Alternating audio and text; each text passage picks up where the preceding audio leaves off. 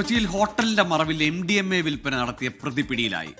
ബോൾഗാട്ടി എന്ന ഹോട്ടലിന്റെ ഉടമ മുഹമ്മദ് യൂസഫാണ് പിടിയിലായത്.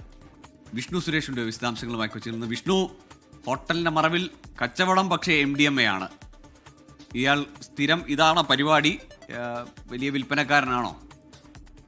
ഗോകുൽ, കൊച്ചി സിറ്റി പോലീസ് കമ്മീഷണർക്ക് ലഭിച്ച വിവരത്തിന്റെ അടിസ്ഥാനത്തിലാണ് ഡാൻസ് ഓഫ് യൂണിറ്റ് 4 ഈ ബോൾഗാട്ടി എന്ന ഹോട്ടലിന്റെ ഉടമയെ കേന്ദ്രീകരിച്ച് അന്വേഷണം നടത്തിയത്. തുടർന്നാണ് ഇയാളുടെ പക്കൽ നിന്ന് 3 ഗ്രാം MDMA പിടികൂടിയത്. കൊച്ചി സിറ്റി പോലീസ് കമ്മീഷണർക്ക് ലഭിച്ച വിവരമനുസരിച്ച് ഇയാൾ വ്യാപകമായി ഇത്തരത്തിൽ MDMA എത്തിച്ച വിൽപ്പന നടത്തുന്നുണ്ടോ എന്നാണ്. അത് ശരിവെക്കുന്ന രീതിയിലാണ് ഇപ്പോൾ കാര്യങ്ങൾ എത്തിയിട്ടുള്ളത്.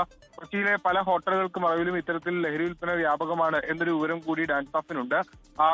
ഇന്നലെ രാത്രിയോടുകൂടിയാണ് ഇയാളെ പിടികൂടിയത്. നിലവിൽ ഇയാളെ മുളവുകാട് പോലീസ് സ്റ്റേഷനിൽ ഏൽപ്പിച്ചിട്ടുണ്ട്. തുടർ നടപടികൾ ആലോചിക്കുകയാണ്. ഒരുപക്ഷെ വിശദമായി ചോദ്യം ചെയ്തത് എവിടെ നിന്നാണ് ലഭിക്കുന്നത്, ഒപ്പം തന്നെ മറ്റാർക്ക്, ഈ ഹോട്ടൽ ശൃംഖലകളിൽ മറ്റാർക്കെങ്കിലും വിൽപ്പന നടത്തുന്നുണ്ടോ തുടങ്ങിയ കാര്യങ്ങളൊക്കെ വിശദമായി ചോദ്യം ചെയ്യും. അക്കാര്യങ്ങളൊക്കെ വിശദമായി ചോദിച്ചറിയും എന്നാണ് നമുക്ക് ലഭിക്കുന്ന വിവരം. കൊച്ചി ഡാൻസ് ഓഫ് 4 നേതൃത്വത്തിലാണ് ഇപ്പോൾ ഇയാളെ പിടികൂടിയിട്ടുള്ള ഓപ്പറേഷൻ തൂഫാന്റെ ഭാഗമായി. ശരി, വിഷ്ണു സുരേഷാണ് കൊച്ചിയിൽ നിന്ന് വിവരങ്ങൾ നൽകിയത്. ഹോട്ടൽ നടത്തിപ്പിന്റെ മറവിലാണ് ലഹരി കച്ചവടം.